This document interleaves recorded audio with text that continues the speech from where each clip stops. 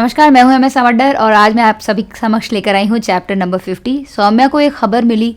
वो अस्पताल वापस दौड़ी। उसका गुस्सा अब डर में बदल गया। वार्ड में हिमांग को घायल देखकर उसकी सांसें थम गईं। हिमांग! वो उसके पास दौड़ी और उसे गले लगाया कि तुम ठीक हो। हिमांग ने उसकी आंखों में देखा और कहा, सौम्या, मुझे कुछ याद नहीं, लेकिन तुम्हारी ये नरमी मुझे जीने की वजह देती है। सौम्या की आंखें नम थीं। हिमांग, मैंने तुम्हें गलत समझा, मुझे माफ़ कर दो। हिमांग ने उसका हाथ थामा और बोला, सौम्या, तुम मेरे लिए वो तारा हो जो हर अंधेरे में चमकता है। थोड़ी देर बाद स्मृति और शिवांग भी वहाँ पहुँचे। स्मृति ने सौम्या को गले लगाया। बेटी, हिमांग को अकेला मत छोड़ना। शिवांग ने कहा, हिमांग, तू मेरा सैनिक बच्चा है यार, और सौम्या तेरी ताकत है, मुझे मालूम है। ठीक है, जल्दी सब कुछ ठीक हो जाएगा।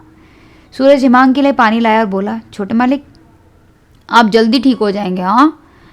अब कृति और देव भी वहाँ पहुँच चुके थे। कृति ने सौम्या के पास जाकर फुसफुसाकर कहा, देख, हिमांग सचमुच बीमार था यार, तू उसे माफ़ कर दे पागल। देव ने हिमांग को देखा और मुस्कुराया। फिर उसने धीरे से उससे कहा, अब सौम्या को मत रुलाना, समझा। राहुल और रेवन ने सुरक्षा बढ़ाई। रेवन ने कहा, हिमांग, वो साया अभी भी बाहर है, हमें तैयार रहना होगा। तो समझ रहे ना मेरी बात को। उस रात सौम्या हिमांग के बेड के पास सोफे पर लेटी हुई थी। उसने हिमांग की ओर देखा और कहा, हिमांग, मैंने तुम्हें गलत समझा, आई एम सॉरी। हिमांग ने उसके बालों में उंगलियां फेरते हुए कहा, सौम्या, इट्स ओके, तुम मेरे लिए वो सुकून हो जो हर दर्द को मिटा देता है। और एक और बात, जब मैं मानता हूँ, ये देखो, मैं बताना चाहता हूँ कि मैं मानता हूँ कि हम बहुत करीब रहते हैं, लेकिन मैं अपनी हद जानता हूँ। मैंने तुम्हारा कभी भी गलत फ़ायदा नहीं उठाया। मैं तुम्हें वादा करता हूँ कि हम जब तक अग्नि को साक्षी मानकर 7 फेरे नहीं ले लेंगे, तब तक हम पूरी तरह से एक नहीं होंगे। क्या तुम मेरा इशारा समझ रही हो? उसने सौम्या के होठों को अपने करीब लाया और उनका किस उस रात का एक बहुत ही प्यारी सी कविता बन गई। सौम्या ने फुसफुसाया, हिमांग, मैं तुम्हारे साथ कभी नहीं छोड़ूंगी। हिमांग ने उसे कसकर गले लगाया और बोला, सौम्या, तुम मेरी जिंदगी हो। तभी खिड़की से एक साया फिर झांका। सौम्या ने हिमांग को कसकर पकड़ा। हिमांग, वो फिर आए। हिमांग की धुंधली यादें जागी। शायद मैं इसे जानता हूँ। रेवन और राहुल दौड़े आए।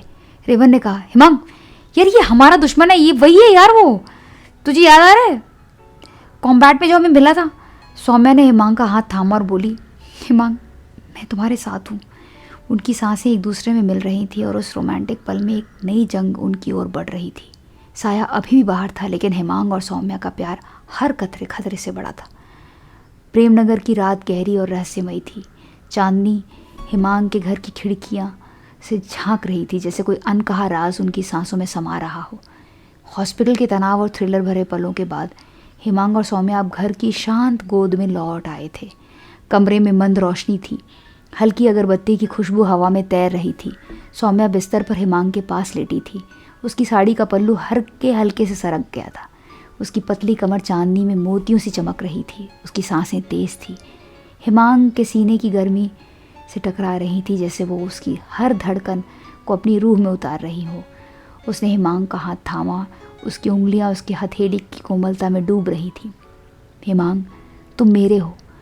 मैं तुम्हें हर तूफान में अपने पास रखूंगी। उसके कानों में फुसफुसाता हुआ उसकी वो गर्म की सांसें सुन से उसको अजीब सा लगा। हिमांग थोड़ी देर के लिए जम सा गया। हिमांग की आंखें सौम्या की ओर मुड़ी। उसकी पलकें भारी थी, जैसे वो सौम्या की हर छुअन को अपने जिस्म में समेट रहा हो। उसकी याददाश्त अभी भी पूरी तरह से नहीं लौटी थी, लेकिन सौम्या का प्यार उसे हर पल करीब ला रहा था। सौम्या, क्या मैं तुम्हारा पहला प्यार हूँ? उसकी गहरी आवाज़ अजीब सी कशिश में थी डूबी हुई।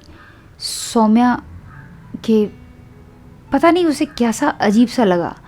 उसकी उंगलियां सौम्या की हथेली पर नरम नरम रेंग रही थी, जैसे वो उसकी त्वचा पर कोई गहरी चाहत उकेर रहा हो। सौम्या ने उसकी ओर मुड़कर उसके चेहरे को अपने नरम हाथों में लिया। उसकी उंगलियां हिमांग के गालों पर हल्के हल्के नाच रही थी। उसने हिमांग के होठों को अपने करीब लाया और उनका किस धीमा और गहरा था, जैसे समय ठहर गया हो।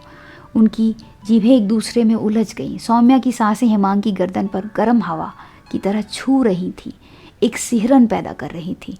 हिमांग की उंगलियां सौम्या के बालों में उलझ गईं। उसने उसे अपने मजबूत सीने से कसकर लगा लिया। सौम्या की सांसें तेज हो गई। उसका जिस्म हिमांग की हर छुअन पर कांप रहा था।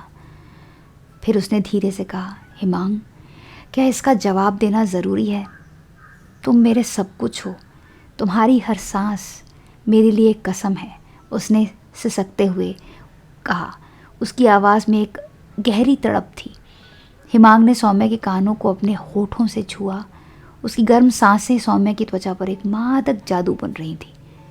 सौम्या, तुम मेरे लिए वो नशा हो जो मुझे हर बार और चाहने पर मजबूर करता है, लेकिन तुमने मेरे सवाल का जवाब नहीं दिया।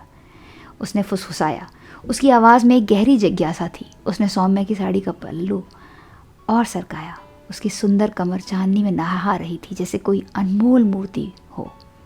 हिमांग की उंगलियां उसकी नरम त्वचा पर फिसलने लगी, एक मादक लकीर खींचते हुए। सौम्या की सांसें और तेज़ हो गईं। उसकी छाती हिमांग के छुअन पर थरथरा सी रही थी। सौम्या ने हिमांग के सीने पर अपने नाखून हल्के से रगड़े। उसकी उंगलियां उसके सख्त मांसपेशियों पर थिरक रही थी। हिमांग, तुम मेरी हर धड़कन में बसते हो, उसने सिसकते हुए कहा। उसका जिस्म हिमांग की गर्मी से पिघल रहा था। हिमांग की उंगलियां सौम्या के थाइस पर धीरे से थी, उसकी त्वचा पर एक सिहरन पैदा कर रही थी। सौम्या, मुझे तुम्हारी हर सांस चाहिए, उसने फुसफुसाया। उसकी सांसें सौम्या के गर्दन पर आग बरसा रही थी। सौम्या ने हिमांग के शर्ट के बटन को हल्का सा टच किया। उसकी उंगलियां उसके चौड़े सीने पर फिसल रही थी, जैसे वो उसकी हर धड़कन को महसूस करना चाहती हो। उसने सिसकते हुए कहा, हिमांग, मुझे तुम में खो जाना है। उसकी सांसें एक जुनूनी तूफान बन रही थी। हिमांग ने सौम्या की ठुड्डी को अपने हाथों में लिया, उसका चेहरा हल्का ऊपर किया, उसकी आँखों में ध्यान से देखते हुए, जैसे वो उसकी रूह को पढ़ रहा हो।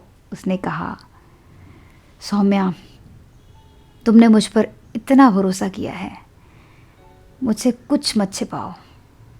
उसने गहरी आवाज़ में कहा, प्लीज़ मेरे सवाल का जवाब दो। इसी के साथ इस रोमांटिक नॉवल का ये वाला चैप्टर यहीं पे कंप्लीट होता है। मिलते हैं बहुत जल्द, जिसमें मैं आप सबको अगले चैप्टर की कहानी सुनाऊंगी और जानेंगे कि क्या हिमांग सौम्या का फर्स्ट लव है, कोई और है जिसके बारे में सौम्या छिपा रही है या फिर नहीं बताना चाहती, या फिर क्या बात है।